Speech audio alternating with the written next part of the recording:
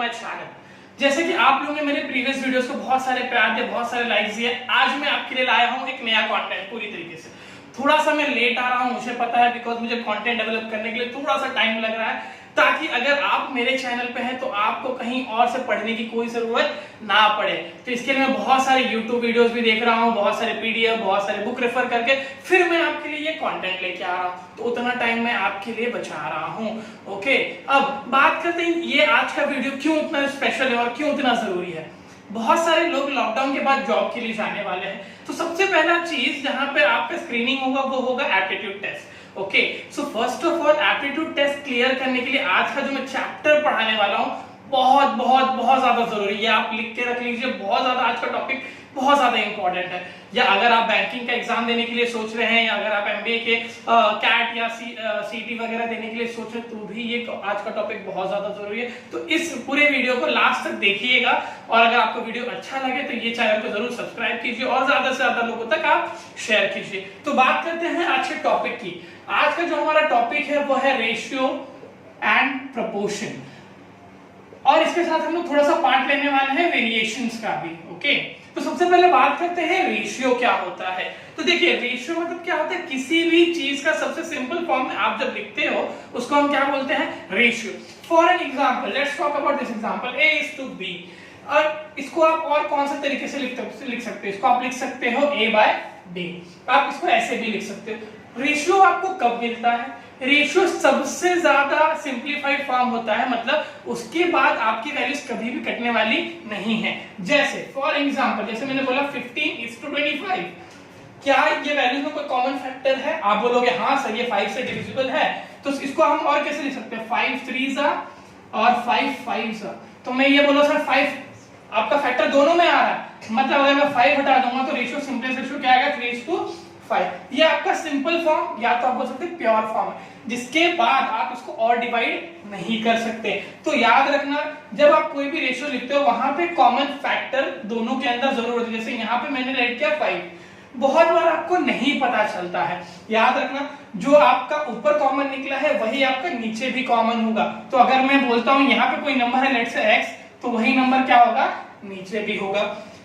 Ratio की खास बात समझिएगा, ratio is nothing but comparison of two parameters. Now what do I mean by that, let's say मैं बोल रहा हूं, जैसे मैं रेशियो ले लेता हूं, मैं दो जगह से मेरे घर पे सुबह सुबह दूध आता है, लेट्स से एक मैं बोलता हूं अमूल डेयरी और एक मैं बोलता हूं महानंदा, फॉर एन एग्जांपल। तो यहाँ पे मैं कंपैरिजन क्या करूंगा, दोनों दूध के पैकेट्स का लीटर में फैक्टर्स को मेजर करने वाला हूं। मतलब मैं कभी भी किसी का लीटर और किलोग्राम में कन्वर्जन नहीं कर सकता। कंपैरिजन समझ रहे हैं आप, कंपैरिजन कभी भी दो बराबर चीजों के बीच में ही होने वाला है। मतलब आप 2 लीटर के यूनिट्स होंगे तब आप कंपेयर कर सकते हो, 2 केजी के यूनिट होंगे तब आप कंपेयर कर सकते हो। आप लीटर और केजी का कोई भी कन्वर्जन आप नहीं कर सकते। दोनों को आप कंपेयर कर सकते हो क्या, कभी नहीं कर सकते। तो ये चीज आप बहुत ज्यादा ध्यान में रखिएगा, मार्क कर लीजिएगा ये पॉइंट कहीं पे भी, कि ratio is comparison of two parameters which are in the same units. Okay with this, जैसे अगर मैंने बोला किसी का मैं मास मेजर कर रहा हूं, लेट्स से मैं पर्सन A, मैं कोई 2 पर्सन ले रहा हूं A एंड B, मैंने पर्सन A का कुछ तो मैंने मास मेजर किया, let's say something x kg, and second वाले पर्सन का लेट्स से मैंने मेजर किया है, उसका नाम देता हूं मैं N, उसका मेजर किया लेट्स से y kg। तो I can compare to this two things, तो मेरे को रेशियो मिलेगा x/y। बट अगर मैं बोलूंगा मैं इसकी हाइट को इससे मास से मैं कंपेयर करूंगा तो कभी भी आपका आंसर राइट नहीं होने वाला है। मैं आज के टॉपिक में क्या कराने वाला हूं, बहुत सारे हम छोटे छोटे सम्स करने वाले हैं, उसके बेसिस पे मैं कुछ नए नए कॉन्सेप्ट्स आपको सिखाने वाला हूं। तो जरा देखिएगा गौर। तो आपके सामने मैं एक सम लेके आ रहा हूं, वर्ड प्रॉब्लम है। ज्यादातर आपके एग्जाम में कोई भी आपको डायरेक्टली क्वेश्चन नहीं पूछने वाला है, आपको जो क्वेश्चन पूछा जाएगा वो वर्ड फॉर्मेट में होगा। तो यहाँ पे देखते हैं, मैं इसके दौरान आपको बहुत सारी चीजें बताऊंगा कैसे सॉल्व करेंगे इसको और क्या क्या ट्रिक्स होंगे। The salaries of David and John, तो आप यहाँ पे समझ रहे हैं, are in the ratio of 5:9, the sum of their salaries is 35,000 rupees. Find their individual salaries. Now according to the given question, tension मत लीजिए, अगर आप पहली बार सम देख रहे हैं, रेशियो देख रहे हैं, तो भी घबराने की जरूरत नहीं। ऐसा समझेंगे कि आज आपको हर एक बेसिक कॉन्सेप्ट समझ में आ जाएगा। जरा समझिए क्या हुआ है। सैलरी बोली गई है दो लोगों के बीच की, डेविड और जॉन, कोई 2 पर्सन है, उनके सैलरी का जो रेशियो है, लेट्स से मैं ऐसा लिख देता हूं आपके लिए, सैलरी ऑफ डेविड और सैलरी ऑफ जॉन, इन दोनों का जो रेशियो वो क्या है 5:9 के फॉर्मेट में। ये मैं बोल रहा हूँ रेशियो है, याद रखिएगा, मैं हमेशा ये वर्ड यूज कर रहा हूँ, क्या है रेशियो है। और रेशियो आपको पता होगा कि इसके अंदर कुछ तो कॉमन फैक्टर रहा होगा जिसको आपने निकाला है। तो आई डोंट नो कौन सा कॉमन फैक्टर है, तो मैं लेट करता हूं कॉमन फैक्टर दोनों के अंदर से जो कॉमन मल्टीपल था वो क्या निकाला गया था x। तो मैंने क्या किया, ऊपर भी x का मल्टीप्लाई और नीचे भी x का मल्टीप्लाई। क्या मैंने कोई चेंजेस किया सम के अंदर? नहीं, मैंने क्योंकि अभी कट जाएगा तो आंसर आपको 5/9 ही आ रहा है। तो समझ लीजिए ये आपको, अगर मैं बोलता हूं उसको इंडिविजुअली लिखना है, देयरफॉर सैलरी ऑफ, अगर मैं इसको लिखना चाहूं वर्ड फॉर्मेट में, David is equal to salary of डेबिट कितना हो रहा है, याद रखिएगा 5x बराबर है। सिमिलरली सैलरी ऑफ जॉन, तो जॉन की भाई सैलरी कितनी आ रही है 9x बराबर है। ये समझ में आया रेशियो, इसका मतलब क्या है। और मैं आपको एक चीज बता दूं, ऊपर वाले को हम लोग क्या बोलते हैं एंटीसीडेंट, क्या बोलते हैं रेशियो में एंटीसीडेंट, और नीचे वाले को क्या बोलते हैं कॉन्सिक्वेंट। ये दो इंग्लिश के टर्म्स है। बहुत बार आपको एंटीसीडेंट और कॉन्सिक्वेंट आएगा तो घबराइएगा मत, इसका मतलब जो ऊपर वाले टर्म है उसको एंटीसीडेंट बोल रहा है और नीचे वाले टर्म को क्या बोलने वाला है कॉन्सिक्वेंट। तो ये चीजें आप ध्यान में रखिए। तो मैंने यहाँ तक ये आंसर फ्रेम कर लिया कि डेविड की सैलरी कितनी है 5x और जॉन की सैलरी कितनी है 9x। मुझे बोला क्या दोनों की सैलरी कितनी है 35,000, मतलब मैं दोनों की सैलरी को मिलाऊंगा तो मुझे कितना मिलेगा 35,000। तो मैं लिख देता हूं, यहां पे लिख देते हैं मैं salary of David plus salary of John is equal to क्या, उनको टोटल सैलरी जो मिली होगी वो बराबर है ये चीज, हाँ या ना। ओके, तो सैलरी ऑफ डेविड कितना हो रहा है 5x और सैलरी ऑफ जॉन कितना है 9x is equals to, okay, तो टोटल सैलरी उनको कितनी मिली थी 35,000, राइट। यहां तक समझ में आया। तो 9 को भी देखिए, ये तो x सेम ही है ना, तो सारे अल्फाबेट को ज्वाइन कर लीजिए, ऐड कर लीजिए, 9 + 5 कितना हो जाएगा 14x = 35,000, यानी कि x का वैल्यू कितना आ रहा है जरा सब लोग निकालेंगे। अच्छा, आप डायरेक्टली भी निकाल सकते हैं, कैंसिल करके आप अपॉन में लेके, जैसे 7 के टेबल में जा रहा है 7 2s are राइट, तो ये कितना हो जाएगा 7 5s are 5,000, इसको आप कट करेंगे तो 5,000 का आधा कितना हो जाएगा 2,500 बराबर है ये चीज। आपको x का वैल्यू 25, मतलब 25 वो फैक्टर है जो दोनों में कॉमन था। अब अगर मुझे कोई बोलेगा what is the individual salary of David, मतलब सिर्फ डेविड की सैलरी बता, मुझे करना कुछ नहीं है, मुझे क्या करना है 5 इंटू, आपने 25 निकाला था, 25 का क्या कर दोगे आप मल्टीप्लाई कर दोगे, तो 5 5 25 कैरी टू 5 10 12, तो यहां तक सबका आंसर निकल गया। कितना आया, डेबिट की सैलरी कितनी थी 12,500।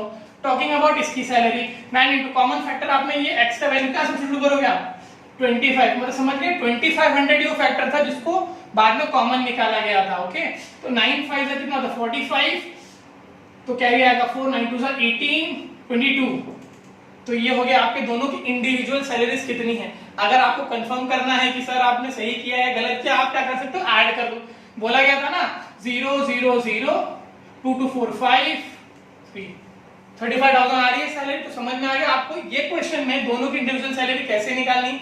ये बेसिक्स है, हम क्या करेंगे बेसिक से हाई पे जाएंगे, मैं आपको डायरेक्टली हाई सम करना नहीं सिखाने वाला, पहले आपको बेसिक्स सीखना होगा, तो ये इसका बेसिक्स है। ये रहा आपके सामने नेक्स्ट क्वेश्चन, ये बहुत ज्यादा इंपॉर्टेंट क्वेश्चन है, इसके अंदर मैं आपको 2 ट्रिक बताने वाला हूं, इसके बेसिस पे आप बहुत बड़े बड़े सम बहुत चुटकियों में कर लेने वाले हैं। सम क्या है देखिए, a:b का जो रेशियो हो रहा है वो 2:3 है, मतलब अगर मैं लिखूंगा a/b, रेशियो क्या है 2:3, मैं इसको ऐसे रिप्रेजेंट कर सकता हूं, मैंने पहले बोला। b:c को मैं रिप्रेजेंट करने का तरीका क्या है 4/3, मुझे चाहिए क्या a:b:c। कभी भी अगर आपके सामने ऐसा क्वेश्चन आए तो सबसे पहला काम आपका ये होगा, ये जो b आपको दिख रहा है ना b, ये है कॉमन कड़ी, मैं इसको क्या बोलता हूं कॉमन कड़ी। तो सबसे पहले अगर आपको रिलेशन निकालना है a b c का, तो पहले ये b को तो कॉमन करना पड़ेगा, तो b जब तक कॉमन नहीं होगा तब तक आपका सम सॉल्व होने वाला नहीं है। अब सॉल्व कैसे होगा, मैं इसके लिए आपको 2 ट्रिक बताऊंगा। पहला ट्रिक मैं आपको देखिए बता रहा हूं, a b c, आपने ऐसे लिखा a:b का रेशियो क्या है 2:3 और b:c का रेशियो क्या है 4:3। देखिए हम पहले क्या करते हैं, पहले हम ये दोनों क्या निकालते हैं एलसीएम। अगर मैं कन्वेंशनल मेथड, जैसे हम पुराना समय करते हैं, कैसे करते हैं कन्वेंशनल मेथड, 3 4 12, मतलब 12 एक ऐसी चीज है जो इसके भी टेबल में आएगी और इसके भी टेबल में आएगी। तो इसको अगर मुझे 12 में कन्वर्ट करना है तो मुझे किसका मल्टीप्लाई करना पड़ेगा 4 का। तो अगर मैं इसमें 4 का मल्टीप्लाई करूं तो इसी में करूंगा क्या नहीं, मुझे किसके साथ भी करना पड़ेगा, उसके ऊपर वाले टर्म में। अब इसमें इसको 12 करने के लिए मुझे किससे मल्टीप्लाई करना पड़ेगा, 3 से, बराबर है। जब मैं इससे करूंगा तो इसको भी तो करना ही पड़ेगा ना मुझे, तो इसको भी किससे करूंगा मैं, 3 से। तो देखिए a बाई b अगर मैं कर देता तो 2 4 जा 8 12 आया आपका। अब b इस टू c का रेशियो कितना, 4 3 जा 12 और 9। अभी दिख रहा है आपको b क्या हो गया, कॉमन हो गया ना। अब आप इसको कैसे लिख सकते हैं, a इस टू b इस टू c का आंसर क्या आएगा, 8 इस टू 12 इस टू 9। ये तो हो गया फ्रेंड हमारा पहला तरीका, ऐसे कर सकते हैं। शॉर्टकट क्या है मैं वो बता रहा हूं आपको।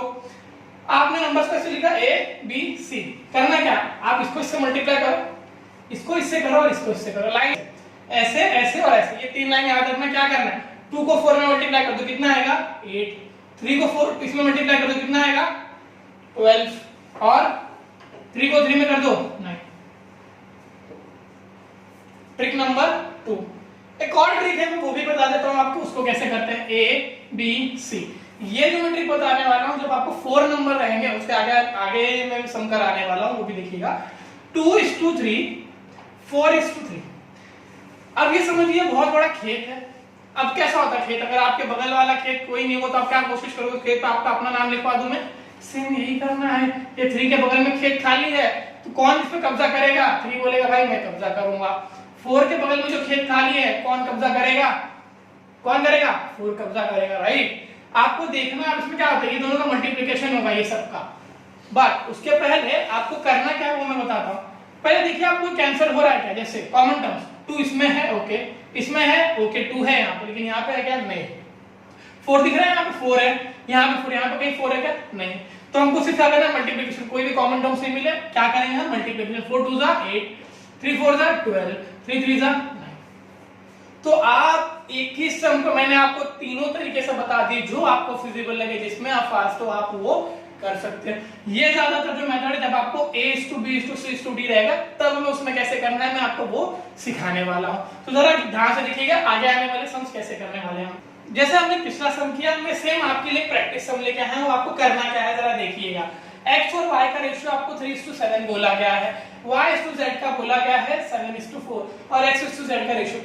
पहले आप सम को देख लो, करना आपको पेन भी नहीं उठाना पड़ेगा। देखिए जरा y दिख रहा है, लिंकेज कौन सा है दोनों में, x इसमें है इसमें नहीं है, y दोनों में है, z सिर्फ इसमें है। तो कॉमन लिंकेज क्या है, y का वैल्यू क्या है, यहाँ पे 7 है, यहाँ पे भी 7।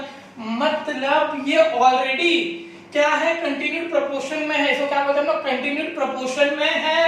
तो इसको आपको कोई चेंज करने की जरूरत नहीं, कुछ भी नहीं करना है। फिर आपको क्या करना है, x:z पूछा है ना, तो x:y:z कैसे करोगे, यहाँ पे 3 है, y ऑलरेडी दोनों में 7 ही है, तो आपको लिखने की कोई जरूरत है क्या, कुछ एलसीएम कुछ करना है, कुछ नहीं करना है। z में क्या है 4, तो आपको क्या निकालना है, x का वैल्यू कितना है 3 और z का वैल्यू कितना है 4। तो क्या आपका आंसर है क्या यहाँ पे, हाँ है। तो हमारा करेक्ट ऑप्शन क्या होगा, डी। समझ में आया। मैं बता रहा हूं दोस्तों, सिर्फ आपको क्वेश्चन को अच्छे से पढ़ना है, ऐसा नहीं सम देखा तुरंत पेन निकाला। थोड़ा सा आपको कॉमन सेंस भी लगाना पड़ेगा, क्या मुझे इसमें मेहनत करने की जरूरत है भी या नहीं। तो इस तरीके से हम आगे एक और देखें। तो अब पहले वाले दो सम करके आपको बहुत मजा आ गया। अब थोड़ा सा मैं एक हल्का सा टफ, ज्यादा टफ नहीं है। आपको यहाँ पे देखिए कितने वेरिएबल है, p है, q है, r है, s है। आया समझ में, नहीं दिखा आपको, तो चलिए यहाँ पे दिखाता हूँ। ये p यहाँ q यहाँ पे क्या मल्टीप्लिकेशन यहाँ पे आ जाएगा तो क्या हो जाएगा डिवाइड, मतलब p इस q का वैल्यू कितना है 60/100। ये r यहाँ पे क्या मल्टीप्लाई इधर कर दो तो क्या आ जाएगा डिवाइड, तो 25 में क्या आ रहा है 100। ऐसे यहाँ पे इधर आएगा तो क्या हो जाएगा डिवाइड, तो 40/100। समझ में आया क्या आपको। लेकिन इसमें क्या कॉमन करना है, p और s, मतलब ये p और ये s। इतना आसान नहीं है जितना दिख रहा है। करना क्या है, आपको ये जो टर्म्स है ना ये कॉमन, जैसे कि q यहाँ पे कॉमन है, मतलब दोनों को कॉमन करना पड़ेगा, फिर आपको इसमें कॉमन करना पड़ेगा।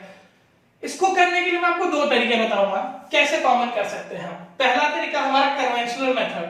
पहला स्टेप आपको ये दो इक्वेशन को लेना है या ये दो रेशियो को लेना है। करना क्या है, ये 100 दिख रहा है, यहाँ पे क्या होना चाहिए, यहाँ पे भी 100 चाहिए कि नहीं चाहिए आपको। अगर आपको दोनों को सेम करना तो q को यहाँ पे क्या करना पड़ेगा 100 करना पड़ेगा, मतलब p/q। इसको कोई चेंजेस करने की कोई जरूरत अभी तक नहीं है, इसको रहने दो, ठीक है। लेकिन आपको क्या करना पड़ेगा, ये 25 को 100 का 25 के टेबल में 100 आता है क्या, आता है। अब कितने में आता है 25 4 क्या सिर्फ इसी के साथ करोगे क्या, नहीं, आपको किसके साथ करना पड़ेगा, जो डिनोमिनेटर है उसके साथ भी किसका मल्टीप्लाई करना पड़ेगा, 4 का, तब जाके ये आंसर आपको कितना देगा 100/400। समझा नहीं समझा? तो इस तरीके से आपका Q बाय R का वैल्यू कितना आ गया 100/400।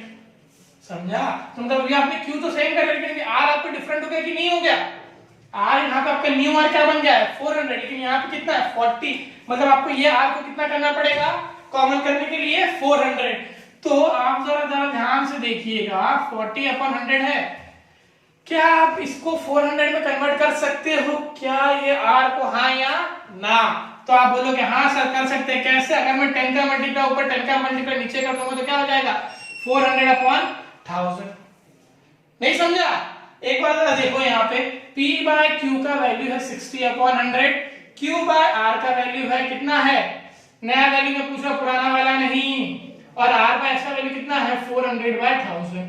अब अगर आप देखो तो कंटिन्यूएशन में है कि नहीं है, देखो Q का वैल्यू 100 है, Q का वैल्यू 100 है, यहाँ तक तो सर कंटिन्यूएशन है, R का वैल्यू 400 है, कंटिन्यूएशन में आया समझ में, मतलब ये वैल्यू कंटिन्यूएशन में हो गई।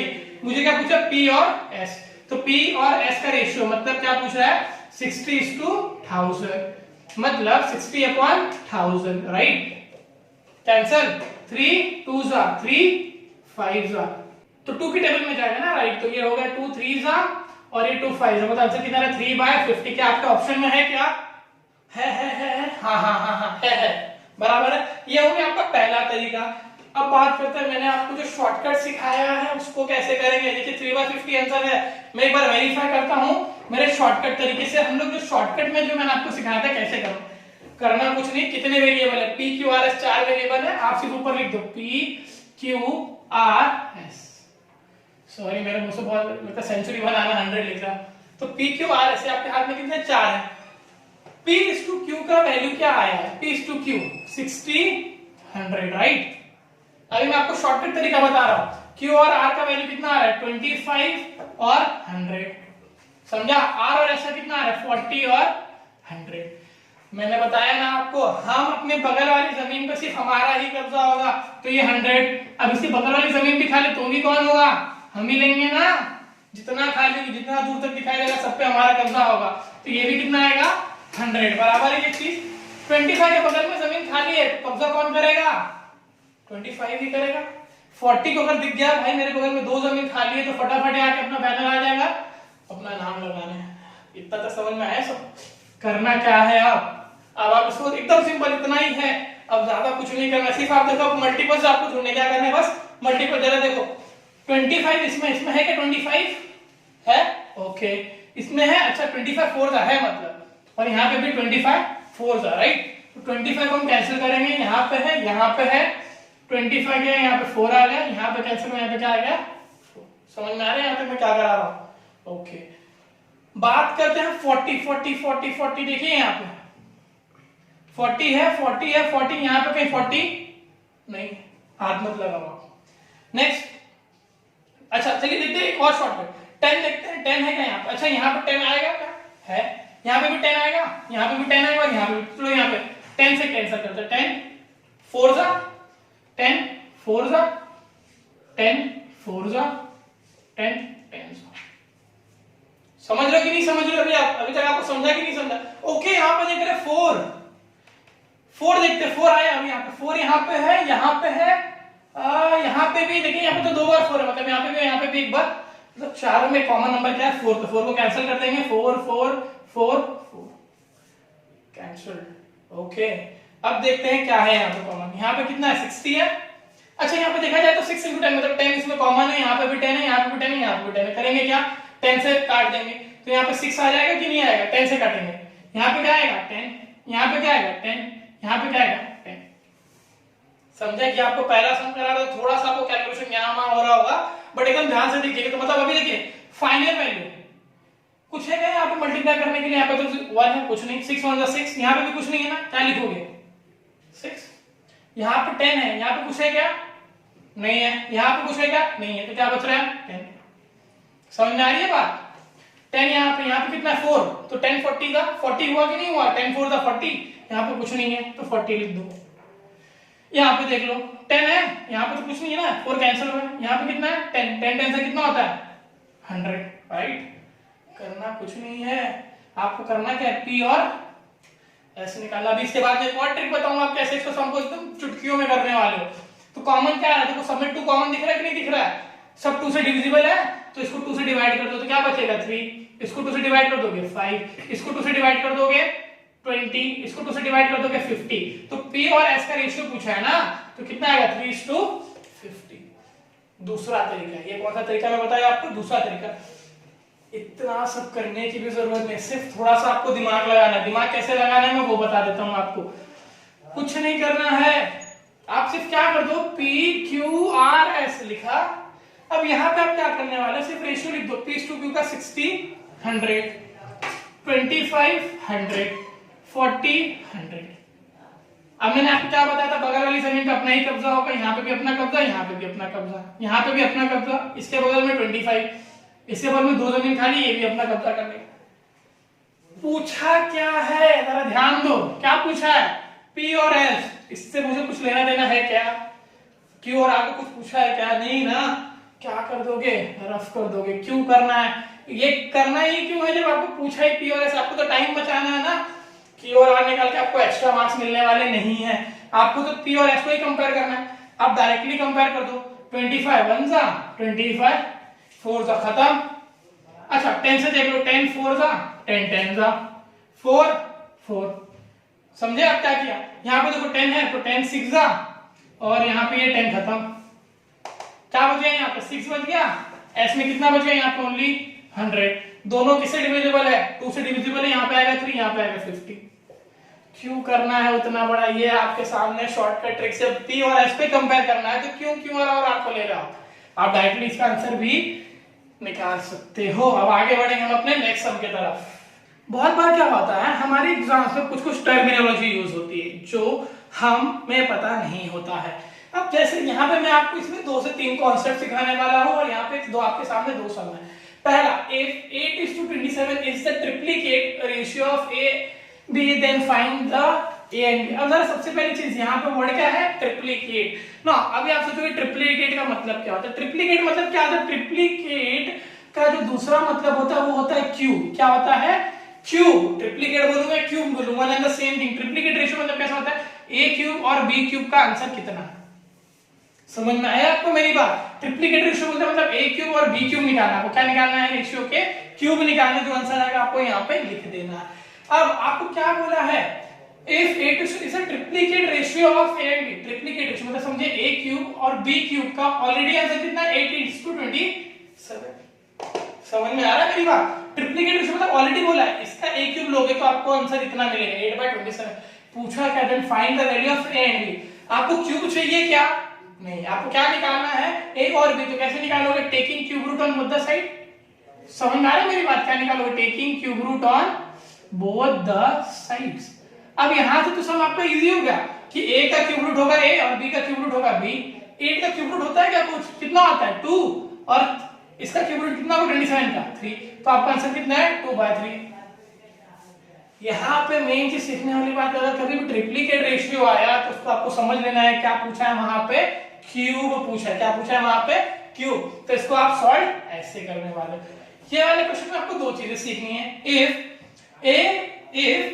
2:3 is the sub duplicate, word यहाँ पे आ रहा है क्या, सब duplicate ratio of A is to B, then find the duplicate ratio। क्या निकालना है आपको, डुप्लीकेट रेशियो ऑफ A। सबसे पहले चीज सर सम तो कर लेंगे, हम सम कर लेंगे, पहले मुझे इसका मतलब बताओ।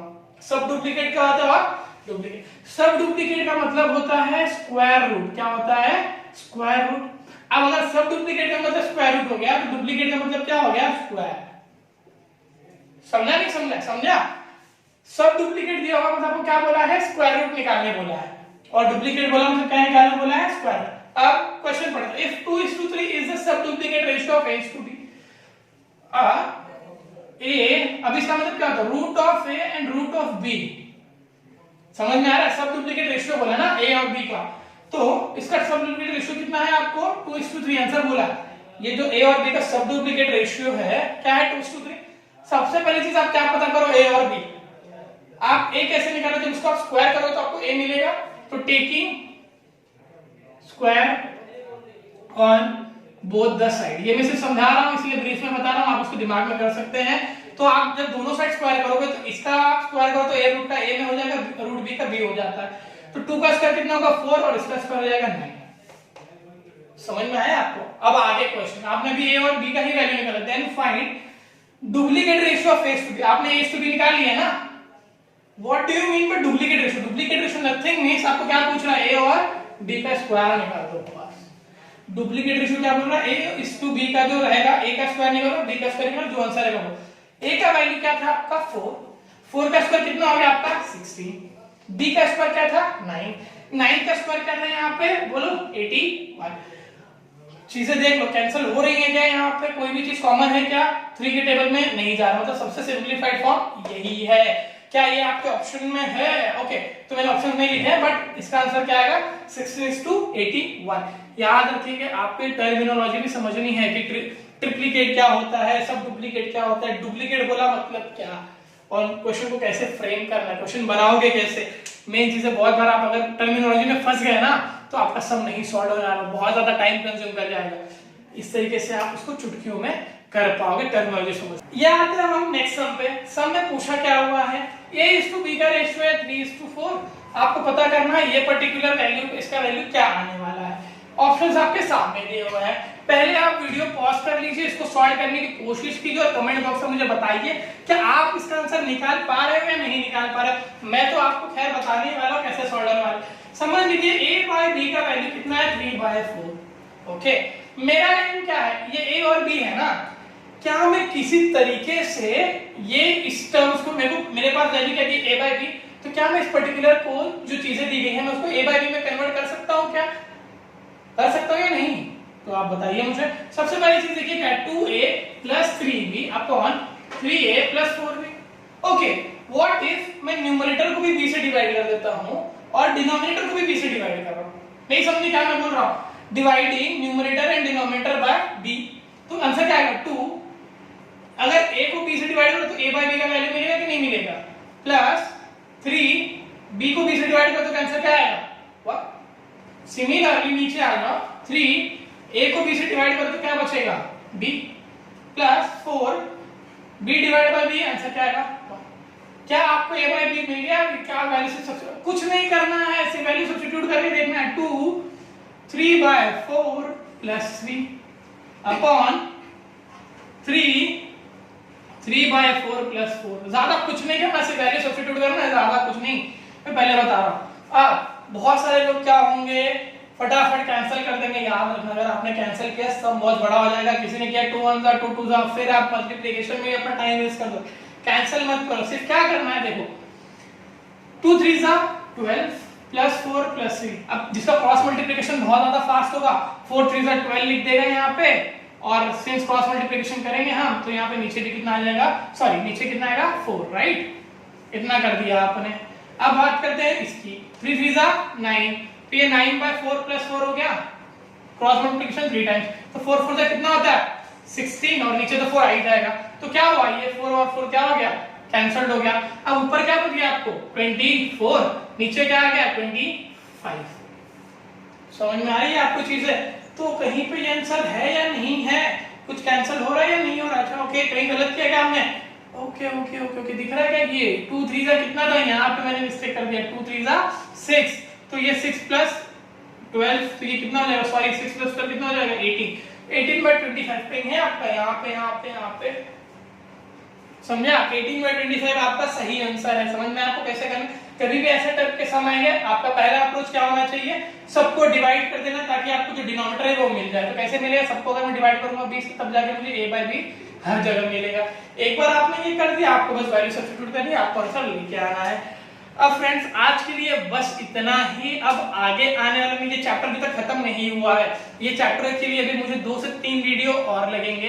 तो अगर आपको ये चैप्टर या जो मैंने आज जितना भी पढ़ा है अगर समझ में भी आया होगा तो आप जरूर मुझे इसमें सब्सक्राइब कीजिएगा, मेरे चैनल को लाइक करके मुझे बताइएगा कि आपको ये वीडियो बहुत पसंद आई है, आप कुछ सीख रहे हो। अगर आपने कुछ सीखा होगा तो वो लाइक का बटन जरूर प्रेस कीजिएगा, और ज्यादा से ज्यादा अपने दोस्तों में शेयर करिए, उनको भी अपने साथ लाइए कि हम एक पढ़ाई वाला एटमॉस्फेयर बना सकें, क्योंकि पढ़ेगा इंडिया तभी तो बढ़ेगा इंडिया। तो आज के लिए बस इतना ही।